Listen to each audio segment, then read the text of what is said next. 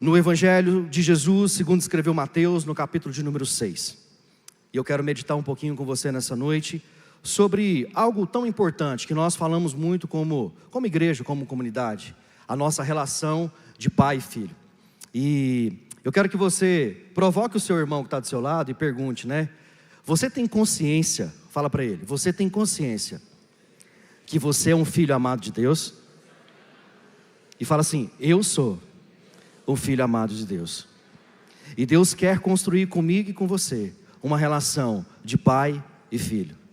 Ele está disponível para que nós possamos usufruir dessa relação nessa noite e enquanto nós estivermos aqui, porque nós não somos dessa terra, irmãos. Nós somos peregrinos. A igreja, ela está aqui, quando Jesus, ele despachou os discípulos de 2 em 2, ele falou, vai até os confins da terra e proclame o Evangelho.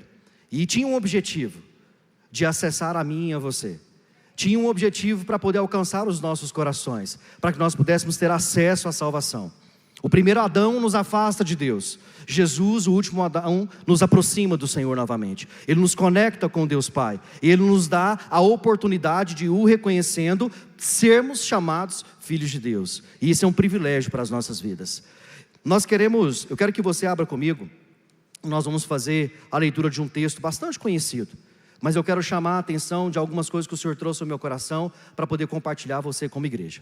Antes, gostaria que você, assim como está, fechasse os seus olhos para que pudéssemos orar mais um pouquinho. Pai, nós nos apresentamos diante de Ti nesta noite. Te agradecemos, ó Deus, pela oportunidade de estarmos aqui. Te agradecemos, ó Deus, por cada vida, por cada família que está aqui representada. Que o Senhor pode guardar, que o Senhor continue guardando as nossas vidas, guardando as nossas casas, guardando as nossas famílias. E que o nosso coração nesse momento, Pai, esteja propício, que seja um solo fértil para poder receber a boa semente, que é a Tua palavra. E que possamos ser edificados. Em o nome santo do Senhor Jesus nós oramos, amém. A palavra de Deus diz assim, Mateus 6, capítulo 6, verso de número 1, diz assim, tenham cuidado de não praticar as suas obras de justiça diante dos outros para serem vistos por eles. Se fizerem isto, vocês não terão nenhuma recompensa do Pai Celestial. Portanto, quando você der esmola, não anuncie isso como uma trombeta, como faz os hipócritas nas sinagogas e nas ruas, a fim de serem honrados pelos outros. Eu lhe garanto que eles já receberam a sua plena recompensa. Mas quando der esmola, que a tua mão esquerda não saiba o que faz a direita, e de forma que você preste ajuda em segredo, e o seu pai que vê que é feito em segredo, o recompensará. Quando vós orareis, não sejais como os hipócritas. Eles gostam de ficar orando em pé nas sinagogas, nas esquinas, a serem vistos pelos outros. Eu lhe asseguro que esses já receberam a sua plena recompensa. Mas, quando você orar, vá para o seu quarto, feche a porta e ore ao seu Pai, que está no secreto. Então o seu Pai, que vê no secreto, o recompensará. Quando orares, não fique repetindo as mesmas coisas como fazem os pagãos. Eles pensam que por muito falarem, serão ouvidos. Não sejais igual a eles, porque o seu Pai sabe do que vocês precisam antes mesmo que peçam. Vocês, ao orarem, orem assim: Pai nosso que estás nos céus, santificado seja o teu nome. Venha a nós o teu reino e seja feita a tua vontade, assim na terra como é nos céus. Dai-nos hoje o pão nosso de cada dia. Perdoa as nossas dívidas, assim como perdoamos os nossos devedores. E não nos deixes cair em tentação, mas livra-nos do mal, porque teu é o reino, o poder e a glória para sempre. Amém. Santa palavra do Senhor. Esse texto, um pouco de contexto para nós, ele faz parte do Sermão do Monte. Jesus, ele nasce, ele começa seu período de infância, ele vai para o Egito para fugir da perseguição de Herodes, e daqui a pouco ele retorna, e ele é batizado, e então no capítulo de número 4 ele é conduzido pelo Espírito ao deserto, onde ele vai ter um período onde ele vai ser tentado por Satanás. E ali ele fica 40 dias, 40 noites em jejum, em consagração. E a partir desse momento, ele começa a exercer o seu ministério. E você percebe que quando os evangelhos nos contam aquilo que aconteceu, há uma plenitude da sabedoria de Deus se cumprindo na vida de Jesus Cristo, no centro da vontade de Deus. Você percebe que ele estava no momento certo, na hora certa, no lugar certo, em absolutamente todo o tempo que ele esteve aqui, cumprindo o quê? A manifestação do poder de Deus, porque ele era, ele é e ele será eternamente, o cumprimento exato das Escrituras. Você olha para aquilo que ele construiu nesse período de tempo, né? E há alguns questionamentos. As pessoas falam assim: como que os patriarcas, sem ter acesso, sem conhecer Jesus, puderam ser salvos? Eles viveram uma vida esperando, crendo que Jesus viria. E aí vamos para nós, né? Como que nós alcançamos a salvação? Acreditando, crendo que Jesus veio, que ressuscitou e que ele voltará para nos buscar como igreja. Ou seja, Jesus, em um espaço muito curto de tempo, 3 anos no exercer da sua função ministerial, vamos dizer assim, ele cumpriu, ele teve um papel fundamental na história humana. O mundo ele é dividido em antes de Cristo e depois de Cristo. Ou seja, ele teve um período de uma intensidade, né? de uma celeridade, de coisas extraordinárias. E Jesus ele não perdia tempo, ele não tinha tempo. Ele a todo momento ele ensinava, ele fazia milagres, ele ressuscitava mortos, ele ao mesmo tempo ele estava multiplicando pães e peixes, ele estava curando leprosos, ele estava trazendo para a terra a manifestação do poder dos céus e mostrando aos homens como que a gente ia e poderia enfrentar as adversidades das nossas vidas. Em um momento ele fala assim: olha, vocês terão aflições. Em momento algum ele nos deixa, né, no escuro em relação à nossa vida. Ele fala: olha, se prepare, porque o mundo, a vida, ela trará desafios a vocês. Mas tem de bom ânimo, porque eu venci e vós também vencereis. Mais do que com palavras, ele estava nos ensinando, por meio das suas atitudes nesse período de tempo, como que eu e você precisa agir para poder enfrentarmos os desafios das nossas vidas. 3 anos de ensinamento a todo tempo. E Jesus ele foi para nós exemplo de comportamento, de um comportamento de um homem, de uma mulher de Deus. O que eu preciso fazer? O que Jesus fez. Como eu devo me comportar? Como Jesus se comportou. Porque se você olha para o homem, se você olha para a referência, nós caímos, nós vacilamos, porque nós somos falhos. A nossa natureza pecaminosa, ela nos persegue todos os dias. Então o nosso olhar tem que estar para onde? Fixado em quem? Em Cristo, para o alvo. Nem para a direita, nem para a esquerda, para o centro, para Ele. Porque só assim nós teremos condições de caminhar e de ajudar aqueles que estão ao nosso redor. Jesus ele também foi exemplo de congruência. Ele pensava, ele falava e ele agia da mesma maneira. E não existe nada mais dolorido, nada mais que denigre as coisas de Deus do que um falso testemunho, do que uma pessoa que fala algo, que tem um discurso, mas que a partir do momento que você tem um relacionamento, que você começa a conviver com essa pessoa, você descobre que aquilo é simplesmente uma falácia. Isso destrói a imagem santa do Senhor. Quantas vezes você já deve ter ouvido, né? Para mim ser crente como fulano eu não quero. Para poder eu ter uma atitude como ciclano, para mim não serve. Eu prefiro não estar na igreja. E isso é uma aberração às coisas do Senhor. Mas Jesus não nos deu esse exemplo. Ele também foi exemplo de dedicação, de empenho, de esforço. Ele não parava quando ele estava cansado. Ele parava quando ele terminava de fazer o que precisava ser feito. Ele não tinha tempo para poder descansar. Ele fala a todo momento, ele ensinava. Ele ensinava nos períodos de dificuldade, de aflição. Ele se retirava para poder orar. Jesus nos ensinou em todos os instantes. Ele era também um exemplo, ele é um exemplo de entrega.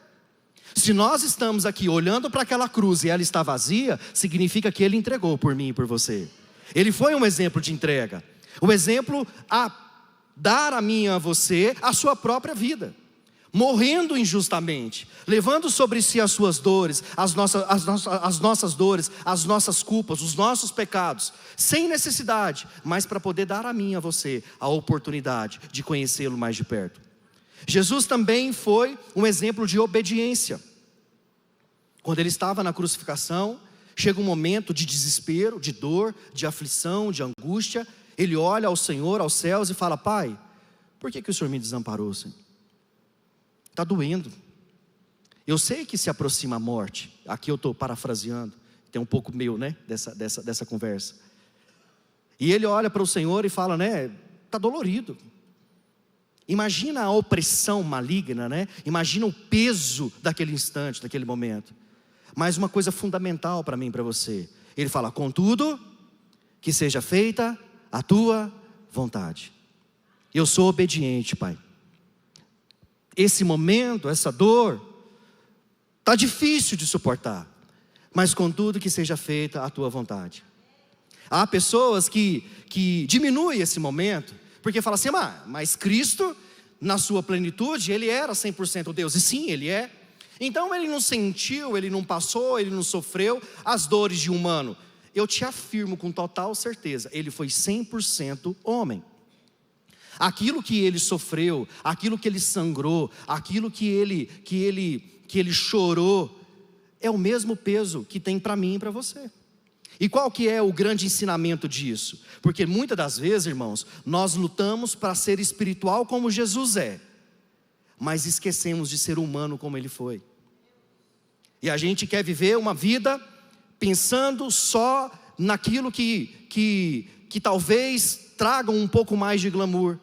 E você observa que nas Escrituras, sempre que Ele vai nos preparar para o espiritual, Ele primeiro arruma o natural. Se você lê as armaduras que Paulo escreve aos Efésios, ele fala na hora em que ele começa a falar do capacete da fé, o escudo da fé, o capacete da salvação, a espada da justiça, o sapato do evangelho. Aí ele fala, quanto ao mais, e aí ele começa a descrever as armaduras espirituais. Mas antes disso, ele fala do casamento, da nossa relação com o nosso cônjuge, ele fala na nossa relação de trabalho, de empregador e de empregado. Depois que ele arruma o natural, ele fala, quanto ao mais, revestivos das armaduras de Deus.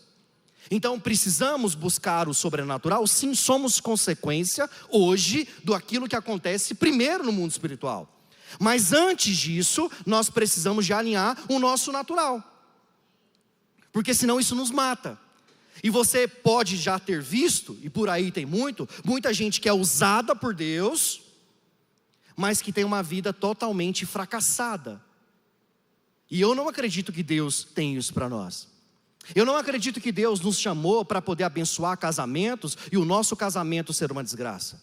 Eu não acredito que Deus nos chamou para poder dar direção aos filhos dos outros e as nossas casas perecerem. Eu não acredito que Deus chamou para poder a gente dar direção aos outros e a nossa vida ser totalmente perdida. Porque há uma incongruência no falar, no pensar e no agir.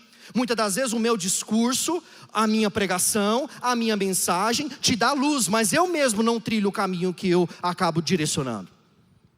Ou seja, eu estou muito preocupado com o espiritual, mas e o natural? E há uma conjectura aqui nessas duas coisas, elas caminham junto. Mas eu quero voltar com base ao texto que nós lemos. Jesus, ele nos ensina comportamentos necessários para nós construirmos um relacionamento. E que tipo de relacionamento? Um relacionamento de pai e filho. E nesse instante aqui, ele estava falando como o nosso irmão mais velho. Ele foi dado como unigênito, mas ele ressuscita como o primogênito. E aí ele estava falando assim, olha meus irmãos, vocês precisam de aprender uma relação de intimidade com Deus Pai. Uma relação de proximidade, uma relação de santidade com o Senhor. Ele traz para nós, ali no capítulo 5, entrando nesse capítulo 6, ele fala das bem-aventuranças. Bem-aventurado aqueles que choram, porque serão consolados. Bem-aventurado aqueles que sofreram perseguições por amor do meu nome, porque eles receberão o galardão. Ele fala uma infinidade de bem-aventuranças. Ele fala do nosso papel de ser sal e luz. E olha, eu e você temos um papel, nós temos uma responsabilidade de temperarmos esse mundo perdido. e de iluminarmos aquele mundo que jaz no maligno, que caminha sobre as trevas. Esse dom foi dado. Você sabia que os anjos pediram isso ao Senhor? E ele falou assim: não, isso é papel dos homens. E quem? Não estou dizendo homem masculino, mas homem gênero, homem e mulher. Esse presente, essa dádiva foi dada a mim e a você, de ser sal e luz. Ele fala que ele não veio para poder anular a lei, mas para poder cumprir. E é exatamente isso que ele faz em todos os momentos da sua vida aqui na terra. Ele fala do homicídio, do adultério, dos juramentos, da vingança, do amor ao próximo, ou seja, de comportamentos humanos, naturais, para alinhar a nossa vida à intimidade perfeita com o Senhor. Comportamentos que se espera, que se exige, que se dá ao homem e à mulher de Deus. E há uma coisa importante para nós, irmãos. Há muitas pessoas que não terão a oportunidade de ler a Bíblia. Sabe qual vai ser a Bíblia que ela vai ler? A sua vida, a minha vida. Isso é pesado. Porque o seu comportamento, o seu testemunho, o meu comportamento, o meu testemunho, pode trazer luz ou pode afastar essas pessoas do Senhor. Isso é um presente, mas isso é uma responsabilidade para nós. Aqui uma reflexão para nós. Muito mais importante do que a gente ler a Bíblia, muito mais importante do que nós sabermos de tudo que está escrito aqui, de capa a capa. Muito mais importante do que isso, é aquilo que nós vivemos dessa Bíblia.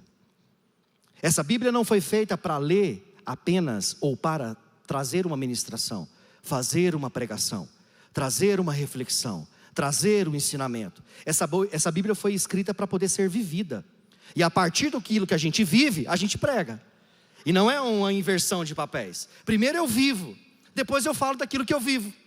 E aí há congruência. Aí surgem os frutos dignos do arrependimento, de uma nova criatura que teve um encontro com Cristo, e todas as coisas que eram velhas ficaram para trás, e tudo novo se fez a partir daquele momento. Não há possibilidade de um encontro com Cristo e continuarmos agindo da mesma maneira. O mentiroso, ele vai parar de mentir. O adúltero vai parar de adulterar. Aquele que é corrupto vai parar de ser assim. O ladrão vai parar de roubar. É natural. Em que tempo? Assim? Às vezes as pessoas têm, né? A nossa irmã estava falando do último batismo do ano. E é fundamental, é mais uma ordenança que ele nos ensinou. Ele foi batizado por João. E as pessoas têm a sensação de que eu batizei, tudo mudou na minha vida. Não, é um primeiro passo.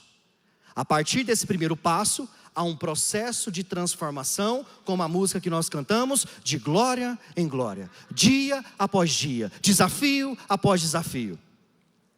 E esse processo, ele é até que ele venha. Né?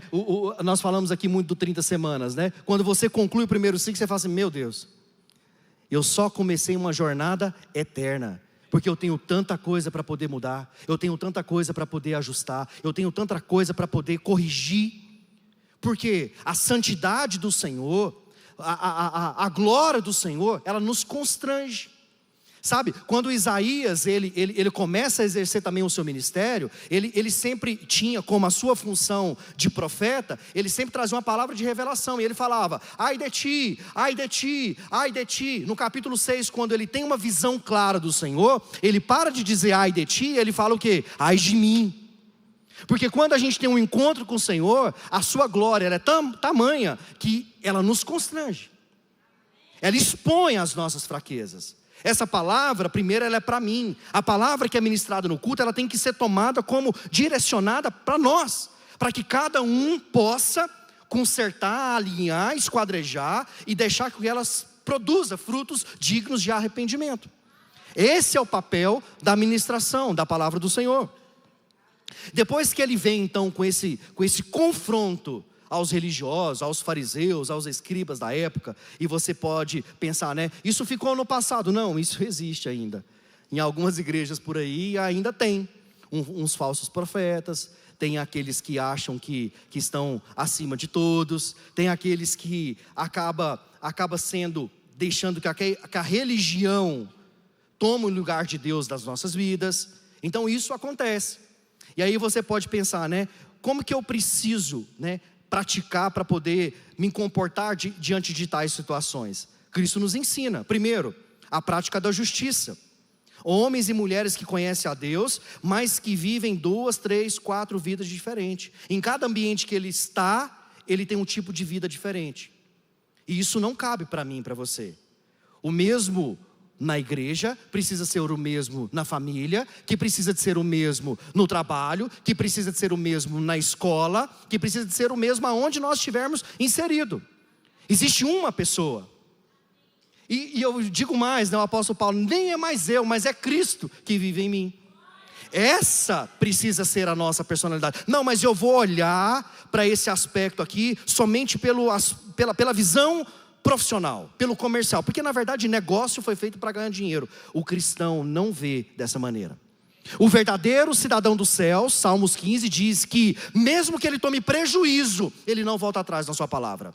Porque para nós não é importante o dinheiro, para nós é importante aquilo que nós fazemos. E tudo que nós fazemos para a honra e para a glória do Senhor. Quer comais, quer bebais, fazei tudo para a honra e glória do Senhor.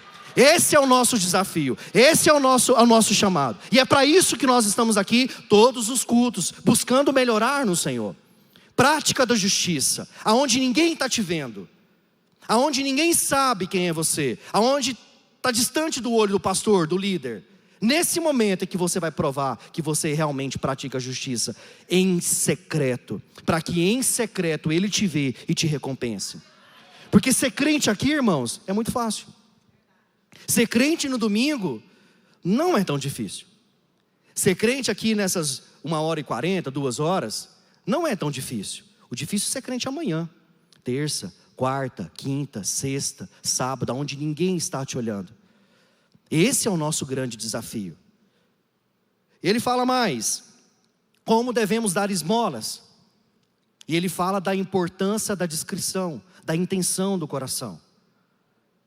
Nós passamos aqui, né, tivemos o nosso momento de generosidade. E eu te digo, não faça nada para ser reconhecido. Isso não tem valor. Eu vou te dizer mais, o Senhor, a igreja, não precisa do meu dinheiro. Não precisa do seu dinheiro. Porque se Ele está à frente, Ele faz, Ele provê. Ele é o Deus do ouro e da prata. Ele não precisa de nós, é nós que precisamos dele. A atitude da generosidade, da gratidão, é um reconhecimento do favor que Deus nos faz todos os dias.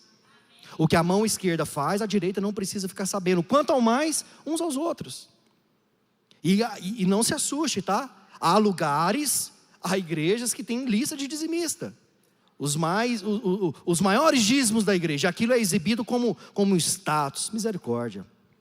Misericórdia. O que significa 10 reais, 1 milhão, 1 bilhão de reais, de dólares, sei lá que moeda que você quer colocar diante do Senhor? Davi, quando ele começa a preparar para a construção do templo de Salomão, e a gente sempre fala, né, que Salomão foi o homem mais rico que existiu. Na verdade, Salomão pediu sabedoria ao Senhor para poder administrar os recursos que o pai dele ajuntou. Davi manda trazer recurso, e traz recurso, chega um ponto que ele fala assim, gente, não precisa mais.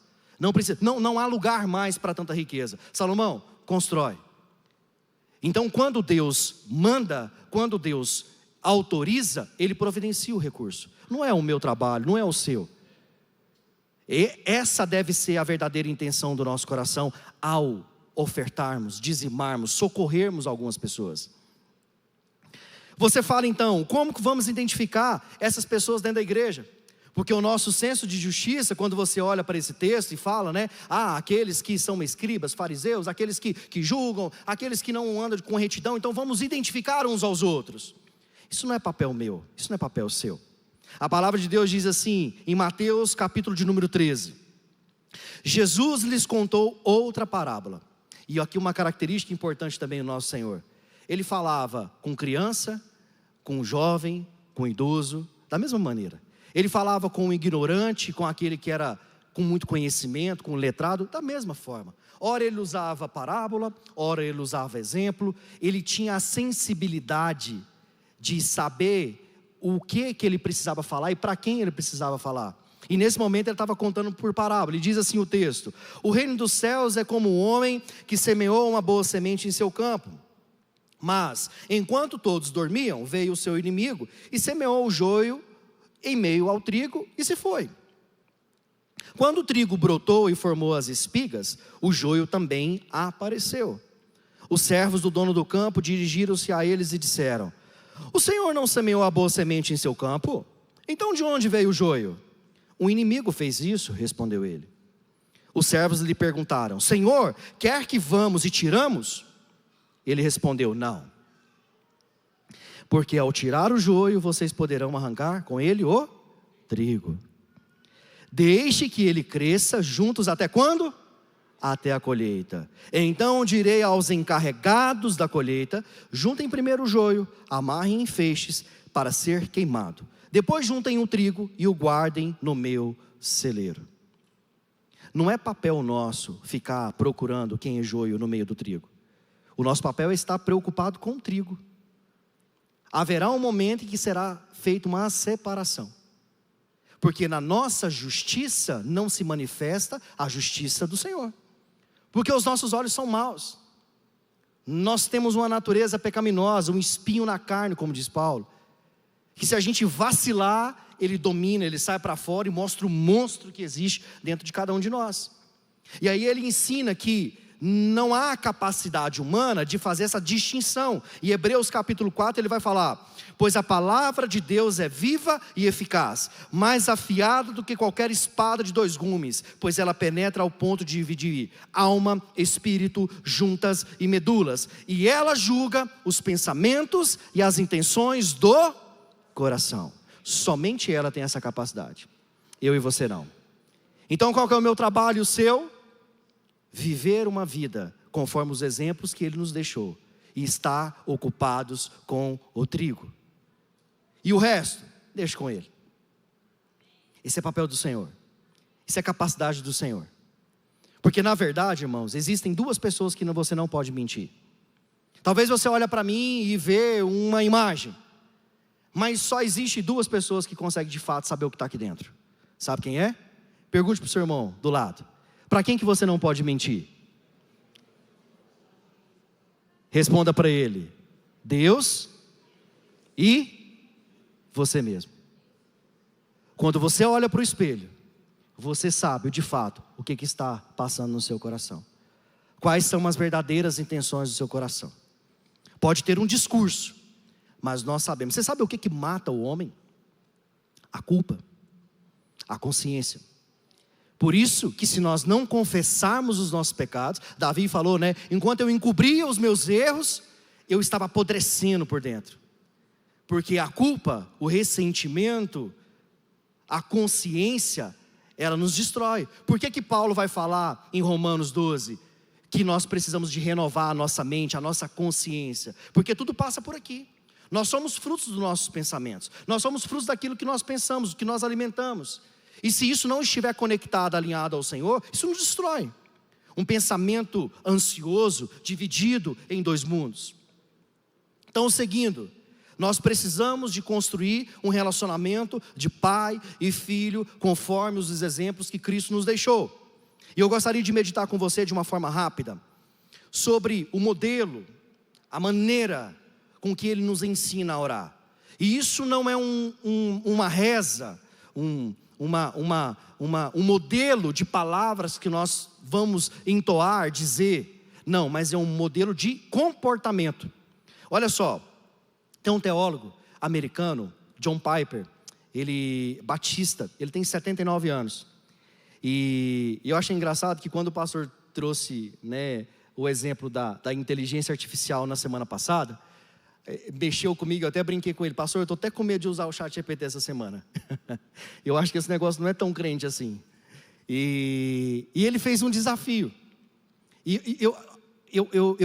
Deus falou muito comigo, como isso é propício para que a gente possa analisar as nossas vidas, o nosso relacionamento com Deus, as nossas orações, com esse exemplo. Olha só, ele fala assim, ó: eu perguntei ao chat e digitei a ele: por favor, componha uma oração de 30 segundos a Deus, no espírito e na teologia de Don Carson, e um louvor à glória e à graça de Deus. Cliquei e apenas em 3 segundos ele me deu esse retorno.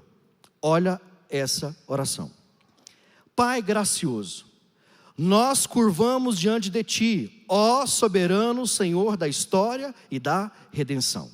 Desde a eternidade, Tu decidistes derramar a graça sobre o meu pecado, indignos por meio do sangue do Teu Filho amado. Nós Te louvamos pela glória da Tua misericórdia, não merecida, sem medida, revelada em Cristo crucificado e ressuscitado. Que as nossas vidas, redimidas e santificadas pelo Teu Espírito, sejam vasos de louvor às riquezas da Tua graça. A Ti seja a honra para todo sempre. Amém. Há alguma mentira nessas palavras? Não. Há alguma incongruência no que foi dito pela inteligência artificial? Não. Mas há uma outra pergunta: isso é uma oração? Não. Isso é louvor ao Senhor? Não. Isso é um relacionamento com Deus? Não. Mas é bonito, mas não tem sentimento. Deus não está interessado na sua inteligência. Deus está interessado no seu coração. Deus não está interessado na beleza das minhas palavras. Ele está interessado na sinceridade das nossas palavras. A palavra de Deus vai dizer, o salmista ele fala para nós, que Deus não rejeita um coração contrito e quebrantado. E ele continua dizendo, né? Essas máquinas me honram com os lábios, ou melhor, com os seus bytes, mas o coração está longe de mim. E ele fala, né? O universo na verdade foi feito, nós, imagem e semelhança de Deus, para construir um relacionamento de intimidade com o Senhor. Deus vinha todos os dias, na virada do dia, ter um momento com Adão. Isso foi rompido. E isso é o que Deus quer para mim e para você. Para que nós, hoje, por meio do sacrifício de Cristo, demos o valor merecido à graça, ao sacrifício que foi feito por nós. Então eu digo para vocês, né? Muito mais importante do que ler, muito mais importante do que conhecer, é o quanto nós vivemos da palavra. E eu trago essa reflexão. E não tem nada de mais no uso da tecnologia, pelo contrário, né? Nós vivemos talvez a geração com maior acesso à informação, com as maiores facilidades de conhecimento que nós já tivemos na humanidade. Hoje qualquer pessoa, ele entra num Google, no YouTube, numa inteligência artificial, e ele daqui a 20, 30 dias, ele sai perito naquilo que ele está estudando. Isso é precioso, isso é uma facilidade. Aonde que está a questão? É nós usarmos isso para nos aproximarmos do Senhor. Eu perguntei esses dias para o chat, né? Eu trabalho com isso e eu uso praticamente todos os dias. E assim, aquela dúvida, né? Antes mesmo de falarmos isso no domingo. Falei, Senhor, eu perguntando para o chat, há algum pecado em buscar conhecimento por meio de você? Me responda de forma sincera e imparcial, olhando os princípios segundo a Bíblia. E olha o que a inteligência artificial me respondeu. Não. Eu sou apenas uma ferramenta para facilitar a busca do seu conhecimento, desde que isso não substitua a palavra do Senhor. Não há problema de usar a ferramenta, mas ele não pode substituir a nossa busca, a nossa inspiração. Porque quem convence o homem do pecado, do juízo e da justiça? Só o Espírito Santo. O resto é tudo conhecimento. E conhecimento sem prática é o quê? Obesidade intelectual. E talvez sejamos a geração mais obesa de conhecimento que se tem. E de muita pouca prática. Uma geração de filtros, uma geração de falsidade, uma geração de casamentos que não existem, de famílias felizes que vivem um casamento, uma relação de pai e filho totalmente doente. Uma relação onde os pais não conversam com os filhos, mas nós vemos pela ótica daquilo que as redes sociais nos mostram e nós imaginamos que aquela é uma vida perfeita, mentirosa.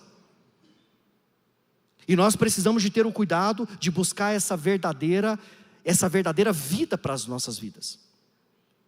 De viver e não aparentar que temos, de sentir e não de fingir que temos. Por isso que nós somos tão ansiosos, e eu digo como humanidade, porque sofremos demais com o que não temos e desvalorizamos aquilo que temos.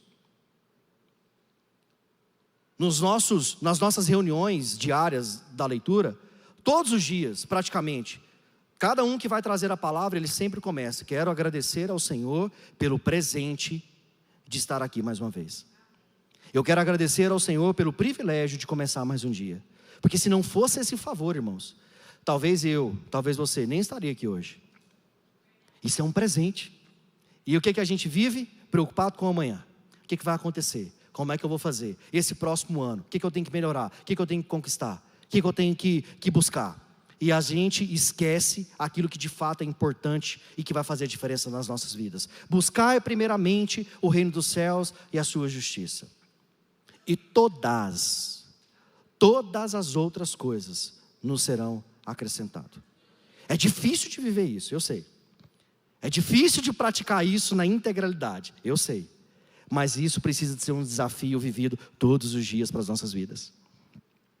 Para poder a gente terminar, eu quero trazer com você mais uma vez o texto onde Jesus fala da forma que nós precisamos orar.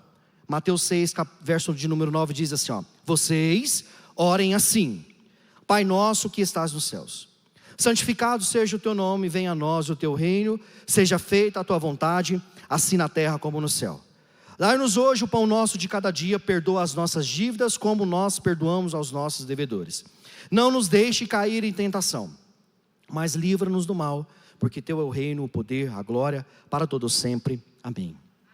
O que Deus quer, o que Jesus queria ensinar para nós? Primeira coisa, Pai nosso. O Pai não é meu, o Pai não é seu, Ele é nosso. Ele é para todos nós. O reino dos céus é para todos nós. Foi-nos dado o direito de ter esse privilégio, né? E o que Ele queria ensinar ao dizer a esse exemplo? Que nós precisamos de buscar Ele como Pai, para nós criarmos um relacionamento de intimidade com o Senhor, um relacionamento direto com Deus, trazer aquela visita diária que existia com Adão, para mim e para você, todos os dias, todos os instantes. Pai, e aí quando você fala de pai e filho, para aqueles que já tiveram um privilégio, você vai entender o que eu digo, porque nós temos o prazer de atender os pedidos dos nossos filhos, não é? Você não se sente realizado quando você consegue atender o desejo, o bom desejo do coração dos seus filhos? Isso não há alegria para nós? Seja num presente, seja num conselho, seja na companhia, seja no desabafo, não sei. Mas não há uma sensação de realização quando nós atendemos? E a palavra de Deus diz que mesmo que a sua mãe, o seu pai te desampare, Ele nunca nos desamparará. Palavra do Senhor. Então qual que é o relacionamento? De pai e filho. E uma coisa importante para nós: você também como pai, ou você como filho, já não disse sim e não? Você já não ouviu sim e não? Pode, não pode? E a nossa relação com Deus também precisa de ter essa sensibilidade. Porque quando Deus disser sim, amém. E quando Ele dizer não, amém também. Porque o não de Deus tem o mesmo peso, a mesma importância para nós quanto o sim. Porque Ele é o Deus de ontem, Ele é o Deus de hoje e Ele é o Deus da manhã. Ele já foi lá. E às vezes você está: pai, eu quero fazer isso, pai, eu quero ir ali, pai, eu quero tal coisa, eu queria. Mas não, meu filho, isso vai te prejudicar. Não. E a gente às vezes continua insistindo. Mas Deus está nos livrando de algo que vai nos destruir às vezes. Então o não e o sim de Deus têm o mesmo peso. Ele fala: santificado. Deus é santo. Nós precisamos de adorar, de reconhecer, de glorificar a sua grandeza. Venha a nós o teu reino, né? Nos preparar para entrar na presença do Senhor. Porque Deus é o Deus de Abraão, de Isaac, de Jacó, mas Ele é o meu Deus, Ele é o seu Deus. E nós precisamos de entender e de buscar isso. Devemos nos apresentar diante dEle numa posição de dependência, de necessidade, sem máscaras, sinceros. O salmista vai dizer no Salmo 51, né? Os sacrifícios que agradam o Senhor, nós já dizemos aqui, é um espírito quebrantado, um coração quebrantado e contrito. Deus não despreza este. Segundo a sua vontade, alinhar os nossos desejos, alinhar as nossas petições à vontade de Deus. E aqui há um grande desafio: ter a coragem de orar ao Senhor e falar: Pai, que seja feita a tua vontade e não a minha, assim na terra como nos céus. Outro dia, o pastor trouxe uma reflexão que mexeu muito comigo. E ele falava de um teólogo, não me lembro agora, que ele disse, né? Se os meus planos não forem os teus planos, destrua-os. Meu Deus. Só consegue dizer isso ao Senhor, só consegue dizer isso ao Pai, se nós de fato tivermos um relacionamento sincero com Ele, sabendo que a vontade dEle é muito melhor do que a nossa. Então ter a capacidade de dizer ao Senhor: Pai, que a minha oração esteja alinhada à Tua vontade, em concordância com a palavra, com os princípios. Ter a confiança de dizer que não seja a minha, mas a Tua vontade. O apóstolo Tiago, ele vai escrever na sua carta, no capítulo de número 4, algo duro de se ouvir. Olha só, parece que foi escrito para nós ontem. Olha como a palavra de Deus, ela é viva e eficaz. Como ela se transforma, como ela nos edifica. Ele fala assim, no verso 2: vocês cobiçam as coisas e não as têm, matam e invejam. Não conseguem obter o que desejam. Vocês vivem a lutar e a fazer guerras. Não têm porque não pedem. E quando pedem, não recebem, porque pedem pelos motivos errados, para gastar com seus próprios prazeres. As nossas petições precisam de estar alinhadas à vontade de Deus. E a partir do momento que a gente deixar de pedir para nós, simplesmente para mim, deixar de olhar para mim e olhar para o todo, para as pessoas, para os meus próximos, você vai ver que vai fazer muito mais sentido, porque melhor dar do que receber. Viver isso é um privilégio. Ele fala, 4 para nós, né? O pão nosso de cada dia. Isso é sinal de quê? De dependência. E às vezes você pode dizer: não, o meu trabalho não tem nada a ver com Deus não, é fruto da minha inteligência, da minha capacidade, da minha beleza, da minha eficiência, da minha tecnologia, daquilo que eu desenvolvi. Tudo é de Deus. A nossa saúde vem de Deus, o nosso trabalho vem de Deus, as oportunidades vêm de Deus, a nossa vida é um presente de Deus. Precisamos de ter essa consciência, não é pela força do nosso braço. Quando Deus fala com Moisés, quando eles estavam atravessando o Jordão, e pensa um povo que viveu milagres naturais, extraordinários. Extraordinários, irmãos. Meu Deus do céu. Está fazendo frio, coluna de fogo. Está fazendo calor, nuvem. Está faltando água, brota da rocha. Está faltando comida, cai maná do céu. Pensa.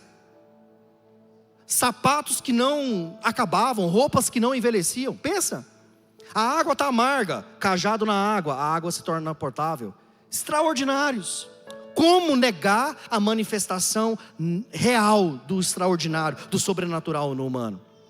Mas pensa num povo murmurador, reclamão, ingrato, como aquele povo. Chega um ponto que Moisés, num diálogo com o Senhor, Deus fala para ele, fala assim: Moisés, que você continue ensinando o que está acontecendo. Quando vocês entrarem na terra que vocês não plantaram, quando vocês usufruírem de uma herança que não foi vocês que lutaram para poder conquistar, não diga que foi da força do seu braço, mas ensina para os seus filhos, para os filhos dos seus filhos, que foi um favor do grande eu sou. E nós precisamos ter essa consciência. Dar a Deus o que é de Deus, devolver a Ele aquilo que é dele, reconhecer a sua graça, reconhecer o seu favor, numa dependência diária daquilo que Ele tem feito por mim e por você. 5, perdão. E aqui algo difícil também de viver. Como perdoar aquele que te prejudicou? Como perdoar aquele que te inveja? Que aquele que muitas das vezes ele trama para poder destruir a sua casa, a sua família, o seu trabalho. Mas não existe concordância. Não é se eu concordo eu vou perdoar. Não, é uma ordenância. Ele diz, né? A condição para que nós perdoamos é que se nós perdoarmos aqueles que nos tenham ofendido. Não existe outro caminho. Mas eu vou fazer de que nada aconteceu. Não, na verdade, o Senhor fala, né? Que nós precisamos amar o nosso próximo como a nós mesmos. E amar, muitas das vezes, e eu quero trazer uma reflexão muito séria, nem sempre é conviver. É fazer o certo pelo certo, mesmo quando você não tem vontade de fazer. Mas qual que é o certo? Eu vou fazer. É socorrer? Socorra. É dar comida? Alimente. É cobrir? Cubra. É visitar? Visite. Talvez você não mais haverá comunhão, e há algo errado na interpretação de comunhão, principalmente para nós como os crentes, porque confraternizar é comer junto, comunhão é alinhamento de pensamento. Eu penso o mesmo que você, logo nós caminhamos juntos na mesma direção. Eu penso o mesmo que você, logo nós temos comunhão em caminhar junto na mesma direção. E se pelo caminho a gente encontrar outros ali, a gente pode ter um momento de confraternizar, mas comunhão é alinhamento de pensamento, é alinhamento de coração. Pode dois não concordando caminhar junto? Não, palavra do Senhor.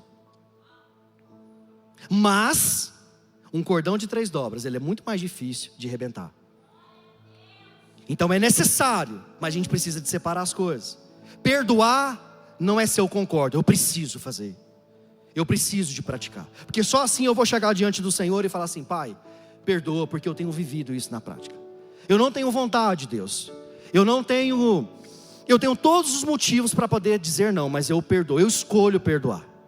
Eu escolho liberar, porque isso não vai me prender. Porque eu não quero dar legalidade para que eu não possa me apresentar diante do Senhor e pedir perdão pelos meus erros todos os dias. 6. Não nos deixe cair em tentação. Você sabe quais são as suas fraquezas? Você sabe aquilo que pode te fazer tropeçar? Não, eu nem penso nisso. Deveria. Isso deveria ser claro na nossa mente. Por quê? Porque quando você resiste o mal, o que acontece? Ele foge de você. Há situações nas nossas vidas, irmãos, que nós não devemos enfrentar. Nós temos que fazer igual José: fugir, dar no pé, correr, desaparecer. Não, mas eu sou igual Cristo com Satanás no deserto. Cuidado. Há situações que podem nos fazer distanciar do Senhor, que nós precisamos de fugir da aparência do mal. Não brinque com fraqueza. Quando você vê, ela já te derrubou. Se aquilo você sabe que pode te trazer um perigo, nem entra naquela porta. Passa do outro lado da rua. Porque isso é prudência. O temor do Senhor é o princípio da sabedoria. Conhecimento sem sabedoria é obesidade intelectual. O temor do Senhor é o princípio da sabedoria. 7, para nós encerrarmos. Pois teu é o reino para sempre. Amém.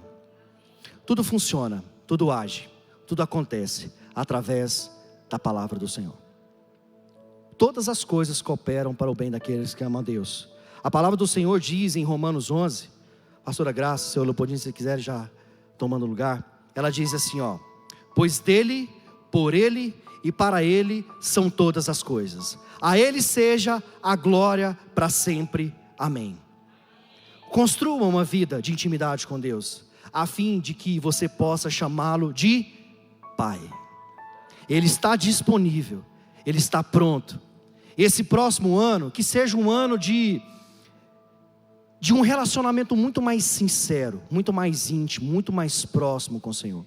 Que junto às suas, e são todas importantes petições, planos, orações para um ano novo, que a cabeceira disso seja um relacionamento mais próximo com Deus Pai.